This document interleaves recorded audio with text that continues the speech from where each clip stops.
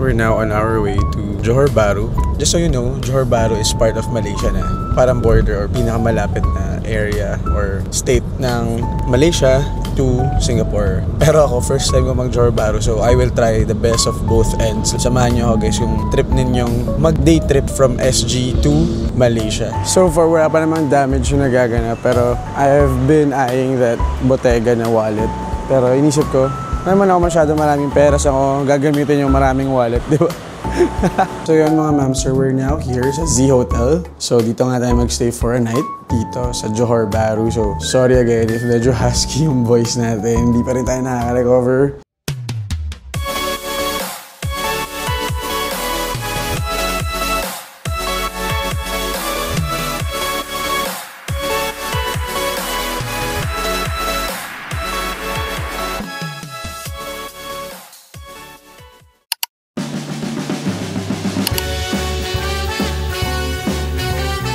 So guys, we're now on our way to Johor Bahru, pero from Singapore, so we need to take the KTM Shuttle Tebrao. So that's the fastest way daw, according sa mga, tour guide natin dito to get to Johor Bahru. Just so you know, Johor Bahru is part of Malaysia na. Pero yun yung parang border or pinakamalapit na area or state ng Malaysia to Singapore. So doon din matatagpuan yung Legoland Malaysia. Marami pa namang options or ways to go to Johor Bahru from Singapore, pero gusto namin i-try ito kasi first timer naming lahat. Like, sila hindi nila first time mag Johor Bahru, pero ako first time ko mag Johor Bahru, so I will try the best of both ends. Like, ngayon, we are going to take the KTM, yung pinakamabilis nga, and bukas ang gagawin namin is yung normal, yung bus na. Actually, hindi naman din to yung first rodeo ko dun sa transfer or pagtawid from Malaysia to Singapore. So 2018, nagawa na rin namin siya before, pero nagbus kami from KL to Singapore. From my accommodation.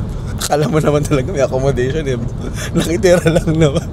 Pero 30 minutes na lang to going dun sa Woodlands CIQ. Parang yun yung checkpoint nila. Or yun yung parang border dito sa Singapore going to Malaysia. Yun, mga kwento nila na sobrang mas mura halos lahat ba? I mean, kumpara din sa sa SG, diba? Yung services, kung gusto nilang magpaganda, gano'n. Kung gusto nila magpamasahe. At saka may outlet ba dito sa Singapore? Pero mas malaki yung outlet mall or outlet store sa Johor Bahru. So yun yung magiging natin, itinerary. Ayun, samahan nyo ako guys yung trip ninyong mag-side trip or day trip pala from SG to Malaysia. Parang pwede siyang add kasi sobrang lapit niya lang. Ayun, mga kasama. Kaway guys. O, diba?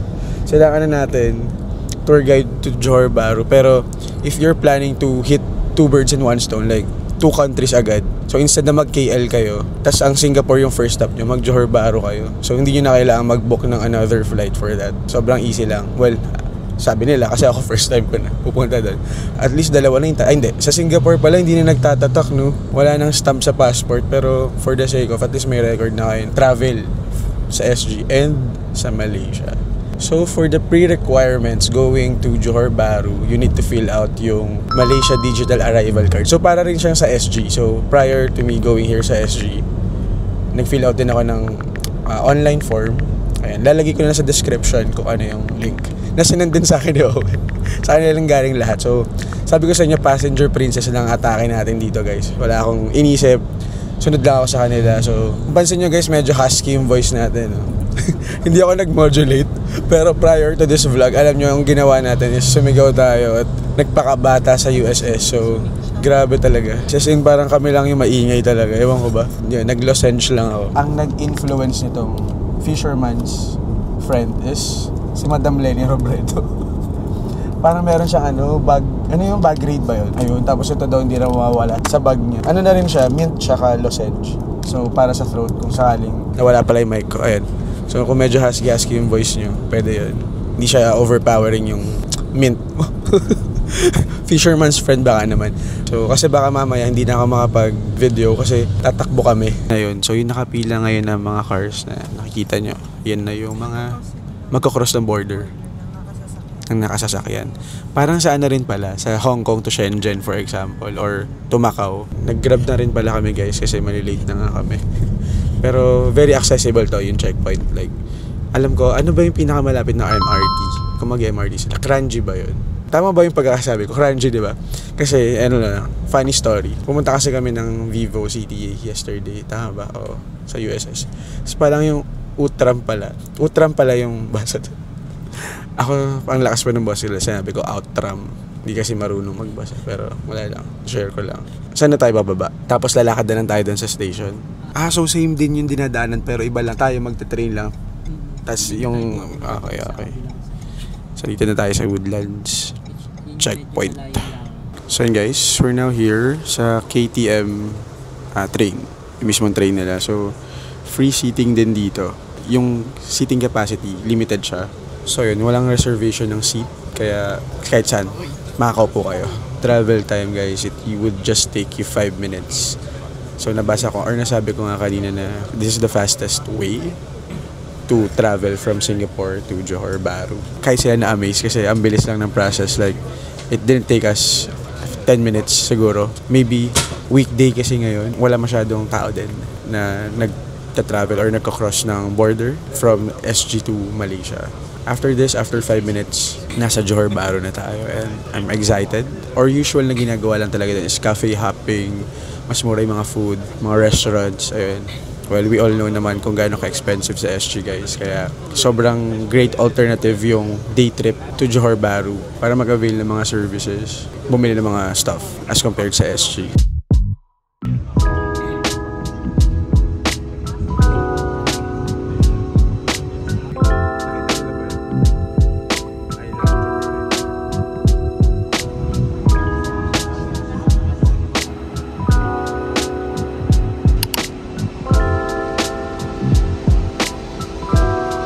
So yun mga ma'am, sir, we're now here sa Z Hotel. So dito nga tayo magstay for a night dito sa Johor Bahru. So sorry again if medyo husky yung voice natin, hindi pa rin tayo nakaka-recover. But anyway, I will do a quick room tour for you guys to see. And is it worth it to book Z Hotel dito sa Johor Bahru, Malaysia? So let's go. So yun, I booked a King Deluxe room. So we have a king bed over here just after you entered the room. So yan na yan. Ito yung entrance and then this will be the bedroom. Ayan, very spacious. May space dito where you can put your luggage just like mine. So I just put everything here. Space-wise, pwedeng-pwede. Pasok na pasok. And just in front of your bed is a smart TV so you can play Netflix and YouTube, which is very nice as well. And as you can see, yung ceiling, ayan, may ceiling fan, plus meron ding air condition. So, feeling ko lalamig to later. Given na sobrang init dito ngayon sa Johor Bahru, parang nasa SG rin. Nice touch dito kasi feel mo yung magiging lamig later. So, mas magiging comfy yung pagtulog din natin, di ba? And then over here, on the left side, would be the vanity mirror, di ba? And then meron din tayong desk or work table dito.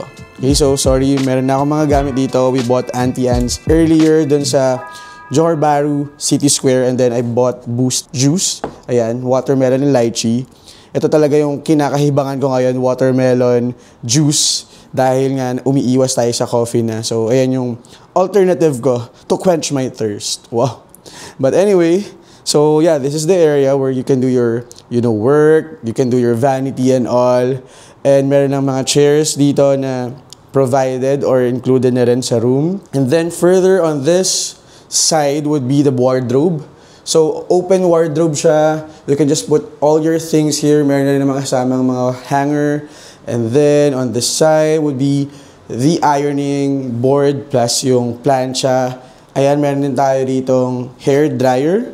Ayan, of course we have room sleepers, additional storage on this side. And then, meron ding safety box na nandito sa ilalim. And just beside the wardrobe would be the mini pantry. That's what I call it usually. Pero yeah, nandito lahat yung mga needs nyo for your coffee.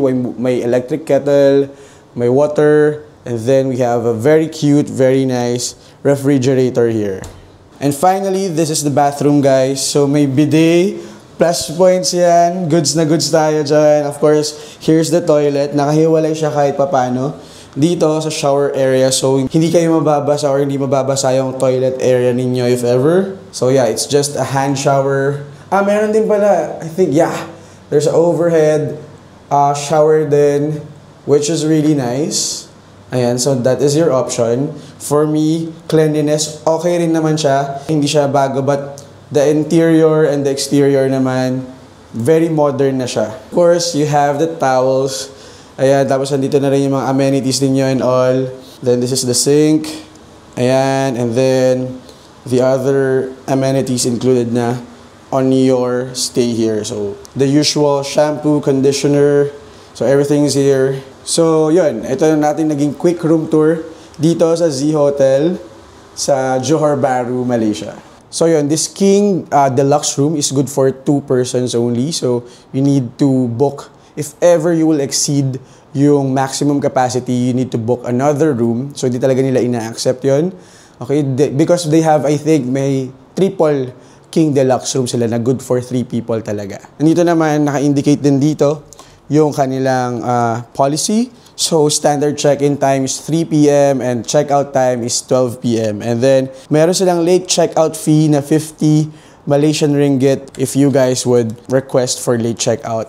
Hindi siya free or hindi siya complimentary unlike sa other hotels. So, they are quite strict dun sa part na yun. Ayan, ganito yung ano nila. Although, pwede naman din yung ano, very multi-purpose. Nandiyan naman na. You can open it and meron na rin slot for USB. That's nice. Okay. Itong Z Hotel, I think it's conveniently located or situated naman just near the immigration or dun sa Johor Bahru City Square. Think 10 minutes halos yung naging walk namin. Medyo nakakapagod kasi mainit lang talaga, but it's really accessible from the City Square kung saan nga kami bumaba from the KMT, okay, yung fast train nila or express train from Singapore to Johor Bahru, Malaysia. So this is my room. I'm on the 19th floor. So you can see this is Johor Bahru, and on the other side, if you can see it guys, I'm not sure kung clear, but yeah, yun ay Singapore na. So, yung other side na yun, just across the border or this bridge, Singapore na. And kung mapapansin nyo rin ang haba ng pila or ang daming sasakyan. So, those cars are the ones na tumatawid sa border from Johor Bahru to Singapore naman. Ayan, sobrang nice naman yung view from here, guys. Kaya, sulit na rin to for me. So, I booked this through Klook. I will link down the details here. And you can use my promo code JBKlook for your Klook bookings. Specifically for your stay here sa Z Hotel sa Johor Bahru, Malaysia. Ayan, if you're planning to do a quick trip from SG to Johor Bahru, you can check Z Hotel. So far, very nice naman. Sobrang mura. Like, yung kanitong klaseng room sa Hong Kong, talagang ang layo na ng presyo. Mas mura talaga dito compared sa SG and sa Hong Kong. I only paid for around, I think, 3,000 plus. Okay, pesos per night dito sa room na to. For that price range and for the quality of the room, I think, very sulit na yun for me. And just so you know, guys, mga ma'am, sir, merong mandatory na tax for tourists. 10 RM lang naman siya or Malaysian ringgit. So, on top of, you know, the total nung bill niyo for your hotel room, may additional yan na 10 RM. And if you book your room through Klook, meron na rin nakalagay doon, kasama na doon yung tax. So, yun, for today actually, we will be renting out a car dito kasi si Ome meron siyang international license. Kasi yung ibang pupuntahan natin ng mga spots dito, medyo malayo siya and it's much more convenient kung magka-car nga. In general, I would just like to share with you guys an idea lang, no, na something that you can do aside from, you know, doing your day tour sa Singapore. You can also have this option na pumasyal sa Johor Bahru dito sa Malaysia kasi very convenient. And yun nga, just like yung mga locals sa Hong Kong, usually tumatawid talaga sila ng border to Shenzhen para mag-shopping, para mag-avail ng mga hair care services, magpamani-pedi. Ganun din yung situation. So, living like a local tayo for today's vlog, guys. Because yung mga kasama ko nga, or yung mga friends ko, here in Singapore, ganun sila. Like, para maka-avail ng much cheaper compared sa SG na mga services nga na tulad na nabanggit natin. Tumatawid sila dito sa Johor Bahru for a day or even spending an overnight. Kaya, another experience na gusto kong i-share sa inyo mga mamsur. Kaya naman, sundan nyo pa kami at i-share ko pa yan dito sa vlog na to. Kaya naman, let's go!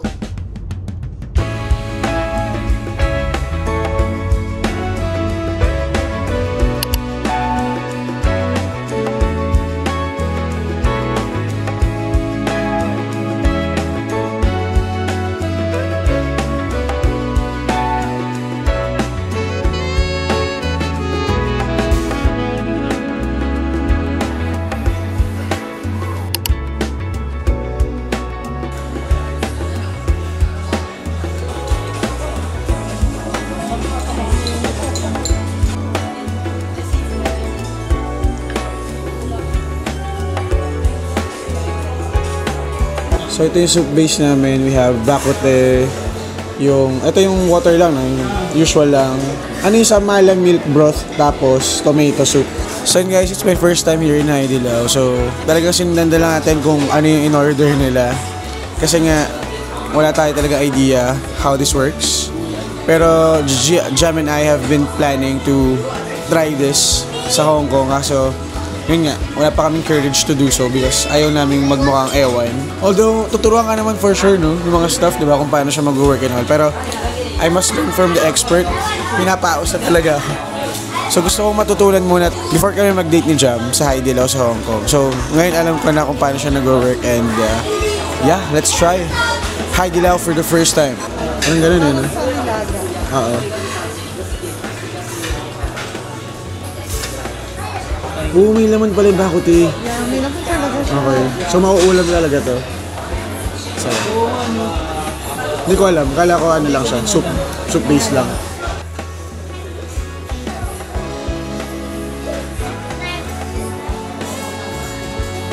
Although alam ko naman kung paano nag-work yung hot pot, diba? Parang lagay ka lang talaga ng lagay eh. Kapag order kayo ng meat, lalagyan nyo lang yun. Tapos parang yun ay magiging sabaw nyo and all. Then, pwedeng noodles yung ilagay. Diba? Pwedeng noodles yung maging, carbs nyo or rice. But for us, we ordered rice. Kahit anong oras na, mag-11 PM na. Pero yung Haidilao dito, hanggang 4. Hanggang 4 AM guys. I got the, anong tawag dito ulit? Shrimp paste. Pero nagiging shrimp talaga siya pag niluto. Like, yung meat ng shrimp. Yan, may coriander, may soy sauce.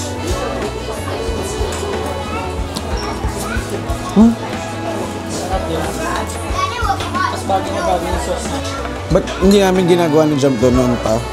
Nakakapagsisi. Sarap niya.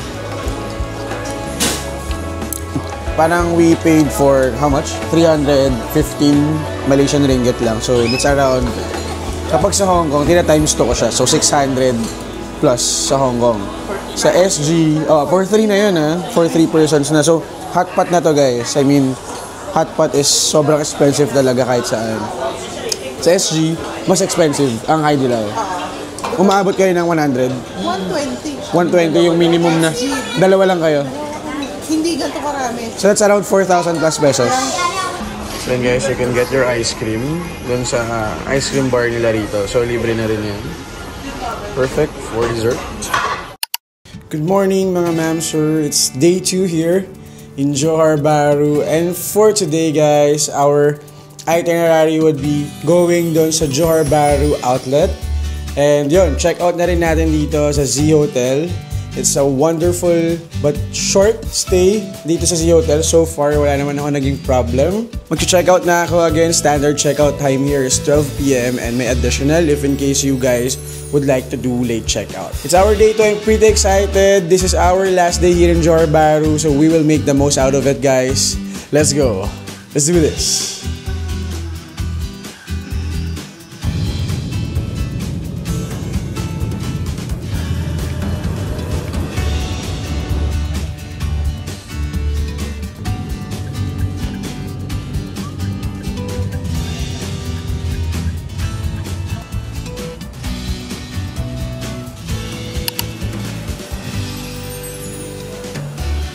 So yun guys, we're here in Johor Premium Outlets. Since nag-rent kami ng car dito, ilang minutes lang yan from JB Central. Mga around 30, half hour. Ayan. Pero you can also reach Johor Premium Outlets through bus. JB Central, meron direct na bus na. Pero yung Grab from JB Central to Johor Premium Outlets is around 30 SGD daw, according to my friends. Pero ayun, maraming ways to go here. Pero yun, sobrang laki ng space na to guys, ng area. And I think this is the biggest one here. So yun, dito namin kayo ililibot. Pero for now, hindi pa kami nag-lunch. So mag-lunch muna kami guys. So yeah, let's go. May food court din sila rito and all. Pero may sinadjust si Hazel na restaurant. Parang Malaysian restaurant and all. So doon kami kakain. So mahalin tulad ko siya dun sa Taiwan. So merong Gloria Outlets dun. So parang ganito yung vibe. And open area siya, hiwa-hiwalay. Marami mga stores from the most luxurious ones hanggang sa mga like yung mga daily use like Nike, Calvin's. Mamaya iisa-isahin natin, titignan natin kung ano yung mga brands na makikita dito and kung gaano nga ba kamura yung mga products or items na sinesell dito or available dito sa Johor Premium Outlets. Pero dito makita mo na may long siya, may Brooks Brothers, Tommy Hilfiger, ano ba? Victoria's Secret, wala na yun sa Hong Kong. Sarado na yung Victoria's Secret sa Hong Kong. So sa Macau na lang siya meron. Ito hindi ko alam yung brand na to, Sakur One. May Tumi rito. Ito, okay. Up to 70% off daw. Steve Madden, meron sila dito Steve Madden. Karl Lagerfeld, meron din. Ayan, so far ito yung mga stores na dadaanan na natin dito. They also have Samsonite over there. Perfect yan kung sakaling dami nyong na pamilya tas wala na kayong luggage. Pero yun, ang una talaga namin gagawin is kumain. Bilang yung mga kasama ko, wala pa rin itong mga wala pa rin laman ng mga sikmura nila. Pero ako buti na lang nakapag-breakfast tayo kahit pa paano. Yung binili natin kahapon sa Auntie Anne's na parmesan, cheese parmesan ba yun? Na pretzel. Nandito na tayo, Madam Kwan's pala siya. So this is where we will have our lunch. Truly Malaysian cuisine.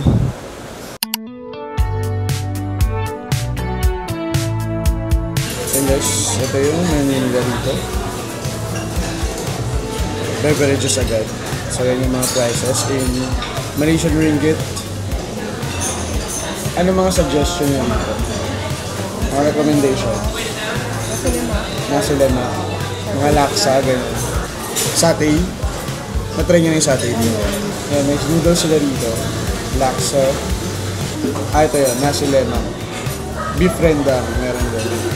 Usual sila ng spaghetti. So, meron silang for kids. Ganito rin. Ano, gutom na. Meron silang parang version natin ng halo-halo. Ice camphor. Tsaka sandol, di ba? Pero turon lang talaga yun. Pero parang gusto ko yun. Try natin yun dito. So, this is what I ordered, guys. Nasi lemak. Tama, di ba? Nasi lemak, beef rendang. Di ba? Ayan.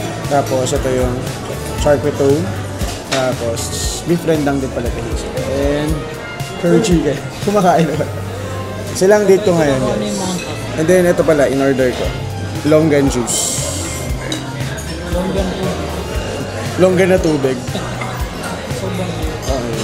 So far yung mga nire-recommend ng mga friends natin, panalo. Itong beef rendang natin, ang sarap. Actually, itong beef rendang, ito yung order ko sa Disneyland. May beef rendang sila doon. With coconut rice. Yun yung in-order ko. Kaso nagsarado yun. Sarap. Kaya pamilyar ako sa lasa. Pero itong charcuterie, sarap guys. Sarap. I mean, alam ko sa Thai, yung mga Thai resto, meron din mga ganyan eh. Or, hindi ko alam. Pero, parang, ang sarap. Ito pamilya talaga. Ito talaga yun. Yung parang version nila ng parang gano'n. Sa Penang. Pinakamasarap namin natin. Ito, yung charcuterie. Ang sarap nito guys, charcuterie. Galing.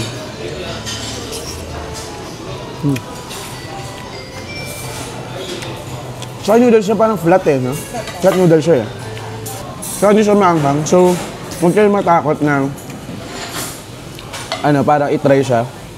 Kasi kung mababa yung tolerance sa anghang, feeling ko kaya niya pa rin. Hindi siya yung anghang na lumalaban, no? Alam mo manghang pero hindi siya yung tumatawid hanggang sikmura. Ano lang siya, sensation lang siya sa bibig. Parang may zing lang gano'n. Pero sarap. And then ito pa, isang discovery. As recommended din ng mga local natin na friends. Prawn fritters. Sarap siya. So, Madam Kwan, kung nanonood ka ba, nakuha niyo po yung panlasa namin. Maraming salamat po sa recipe niyo. Magsama po kayo ni ano tawag dito? Sa Pinas, yung gumagawa rin ng mga sauce. Yung brand, Doña Remedios ba? Doña Remedios pala yung sa mga pampahit sa Mamacita siya. Yeah. So, Madam Kwan, I think, si Mamacita po ang ano niya, long lost friend. Or baka friends kayo, ang sarap niya pareho gumawa ng kung ano-ano. Well, so yung mga ma'am sir, tapos namin mag-lunch. Super late lunch na pero sobrang solid yung food doon sa Madam Kwan's. So if you guys happen to pass by or nakita kayo na restaurant, sobrang recommended. My favorite was, of course, the nasi lemak. Ayun, so far lahat nung nakain namin doon, sobrang solid. But anyway, nakita ko dun sa mga stores dito, may nakapaskil na parang bawal yatang mag-video, bawal yung camera. So I don't think I would be able to show you guys ano yung mga pwedeng mabili dito. Pero i-highlight ko na lang yung mga brands siguro and kung paano siya i-navigate and all. Pero from the get-go, I think sobrang malaki rin yung Johor Premium Outlets. But I think mas malaki pa rin yung Gloria Outlets sa Taoyuan doon sa Taiwan. Sama ko dito sila sa Longsha. Ayan. And I think nagpapabili kasi isa naming friend. Nagpapatingin siya ng bag dito. Usually naman kasi sa mga outlet, diba, parang mostly available naman yung mga items pero yung colorway na gusto niya baka hindi na available.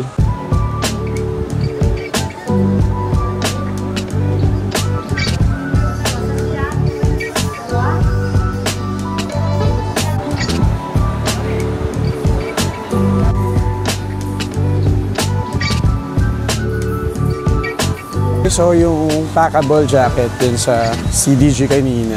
Pero I think parang mahal pa rin if ever kahit na outlet price.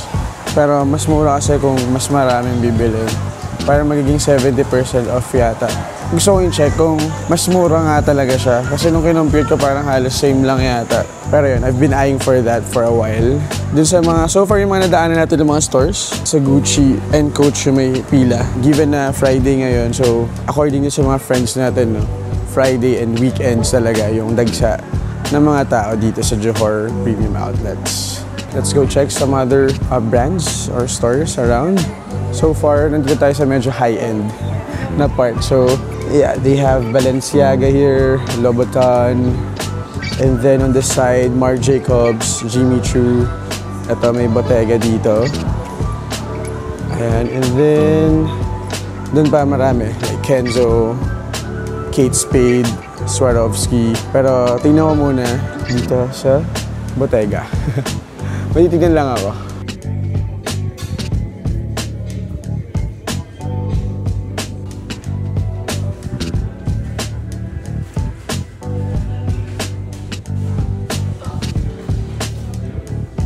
So far, wala pa namang damage yung nagaganap. Pero I have been eyeing that Bottega na wallet ever since. Pero inisip ko, naman ako masyado maraming peras ako gagamitin yung maraming wallet, di ba? But anyway, so yun, ang dami ron. Meron ding parang beauty sense doon na store. Yun na talaga, hindi pwedeng lahat ng stores makakapag-video. They also have Lululemon outlet here. Just like in Hong Kong, sa Citygate Outlets meron. Pero yun, mas okay dito in general kasi feel mo talaga nasa outlet ka. Unlike yun sa Citygate Outlets sa Hong Kong na parang mall lang talaga yung setting niya. Ito, feel mo na parang nandun ka sa US outlet. Ayan, parang ganun yung peg or ganun yung atake dito. Kaya mas goods. Pero I think so far, mas malilibot mo to. Mas malilibot mo yung area nito. Itong Johor. Based dun sa directory na meron sila. Parang 4 phases, parang 4 areas yung meron dito. sa Johor Premium Outlets. So far, ang init lang kasi talaga.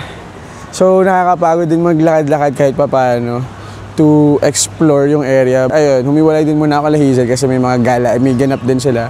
And I've been just looking around here just to check kung ano meron. Pero so far, yung mga color na gusto ko, meron dito as compared doon sa Florencio Village sa Hong Kong. Specifically doon sa Bottega Veneta. Wala na yung mga color na gusto ko sana. Pero dito meron pa. Kaya tempting pero kailangan natin kontrolin.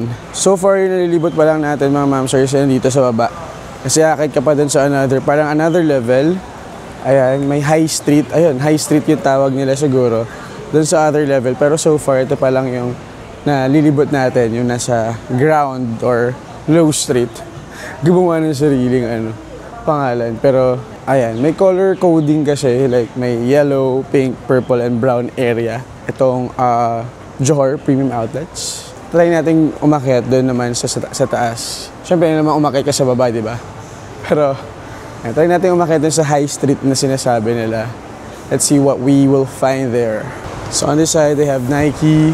Ayan. Tapos may Puma rin ako nakita kanina. They also have Watsons here. If ever you are looking for, some stuff, pwede mabili dyan. I think this is the sign. Nangailangan natin bilhin yung bag. Joke. So, wallet. Do it. Biro lang. Ang init lang talaga kaya nakakapagod maggala-gala guys. But yeah, let's go check dito sa Nike. Parang mas maraming options dito. As compared dun sa Citygate Outlets.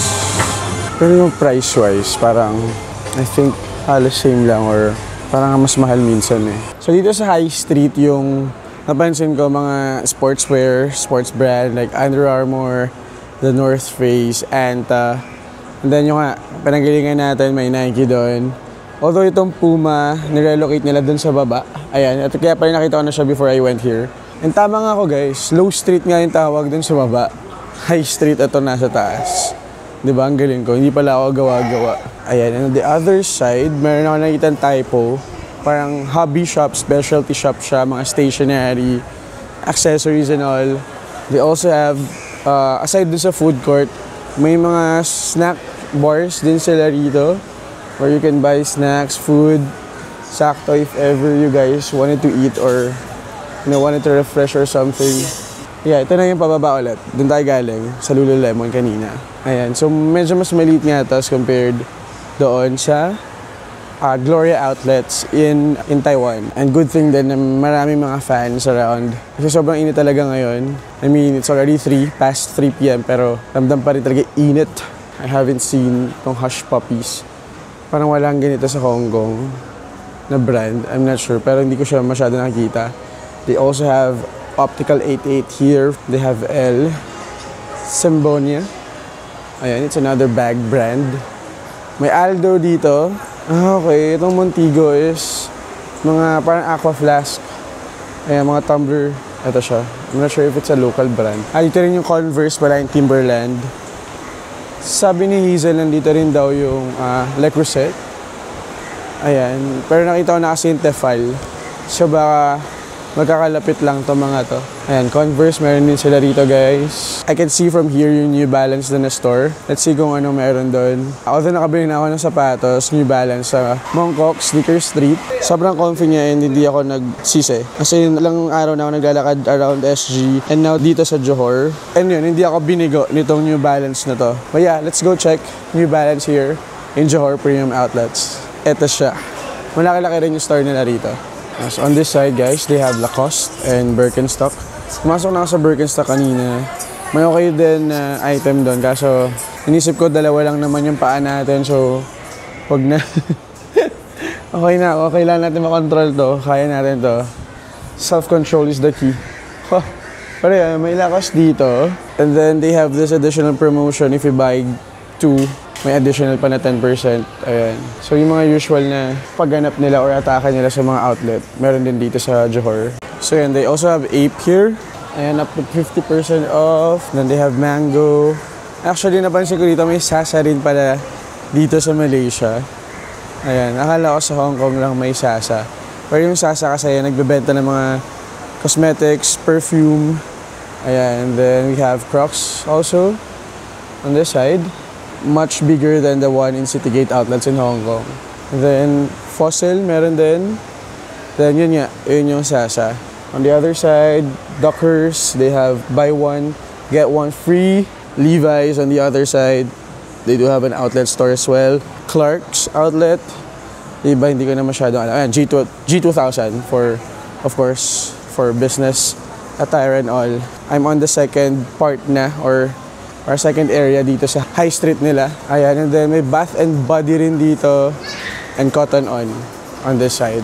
They have travel for all here. Ayan, mga bags for your upcoming trip. Pwede rin, ayun, yung may gulong.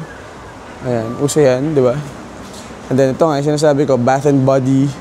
Meron din dito. 3,499 RM. So that's around, how much? $200 for 3 items. Parang mas mahal nga talaga rito kumpara sa Hong Kong. Alam ko $169 sa Hong Kong, parang tatlo na yata if I could remember it correctly. Skechers. Then, ito nga yung Cotton On. From here, I can also see Baskin Robbins. Parang ang sarap mag-ice cream. Then yun, may malaking Adidas on the end of this side. Then beside Baskin Robbins, nandito yung Starbucks cafe nila. Ayan. Fairness, ang konti ng tao. I was expecting na punong-puno ang Starbucks. Especially on this heat. And this is Adidas. Medyo malaki store ng Adidas dito From there, hanggang itong sa entrance. Let's go check what's inside.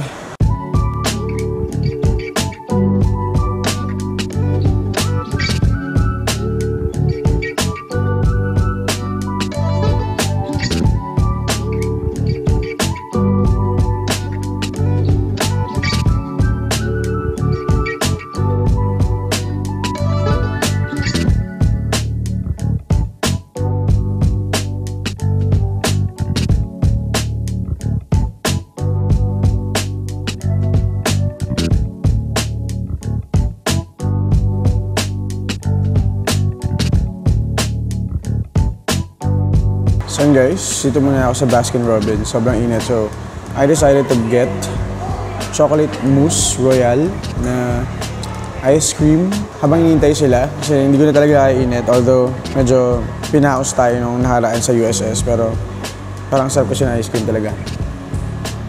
And yun nga. Sobrang sayang kasi unlike sa Citygate na napakita natin yung mga pwedeng bilhin, yung mga binibenta per store dito kasi nakapost din sa mga stores, sa mga entrance sa mga stores na bawal yung camera. So, mga snippets na lang na pinapaalam natin if ever pwede bang i-take yung ganitong klaseng video pero hindi ako nag-full blast na like nag-video talaga because sa tingin ko kasi bawal naman talaga. Pero ang verdict natin, again, mas malaki yung sa Taipei. And as for the brands, mas marami pa rin yung brands na makikita sa Citygate outlet sa Hong Kong. Pero mas malalaki yung mga stores dito. Okay, mas maraming available ng mga colors, ng mga designs or styles, ganyan. Price-wise, I think, yung kino-compute ko, I cannot generalize, pero based dun sa mga tinignan ko, kasi ng mga items na gusto ko talaga, kasi medyo may idea ako dun sa price, para mas mahal yung SRP or yung discounted price dito kumpara sa Hong Kong. Pero according kila Hazel kasi, kila Omi, ayan, yung mga friends natin from SG, as compared sa SG, mas mura pa rin talaga rito sa Johor Bahru. Sa tingin ko kasi, dahil sa tax, as far as I know, mura sa Hong Kong dahil I think not all items are taxable. Parang, like for example, bibili ka ng mga gadgets and all, parang minsan walang tax, walang value-added tax. And yun guys, pauwi na tayo from Johor Premium Outlet. So, ito rin nabili natin yung K-Way CDG na rain jacket, raincoat, or whatsoever. Pero sa HK kasi, tsaka sa Philippines, wala yung size na gusto ko. So, I think blessing in disguise and 50 off siya.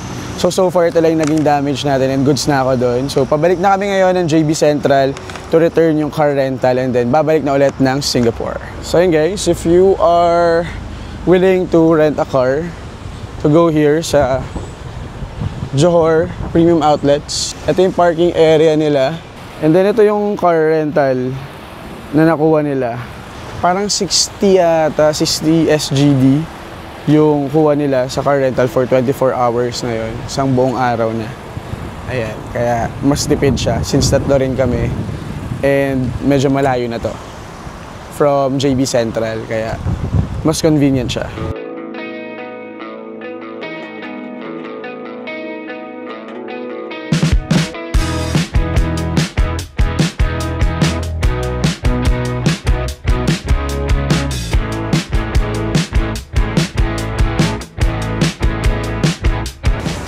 So this is the food street here in Woodlands. Dito nga kami nag-decide na kumain guys after crossing the border from Johor Bahru to SG.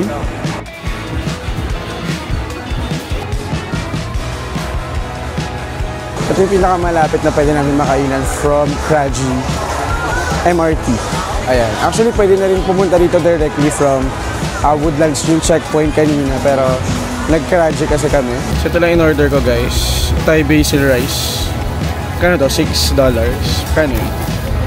Mahal pala, no? Huwag natin convert. Kasi sila mga pika-pika lang, di ba? Kung ano-ano, mga street food din doon. Ito ano to? Yung samyang. Ah, yun. Ba't parang omelette? Ay, egg roll. Ah, egg roll. Okay. Nasa lobby nito. Pero yun, dyan yun. Meron silang kainan dito. May alfresco dining.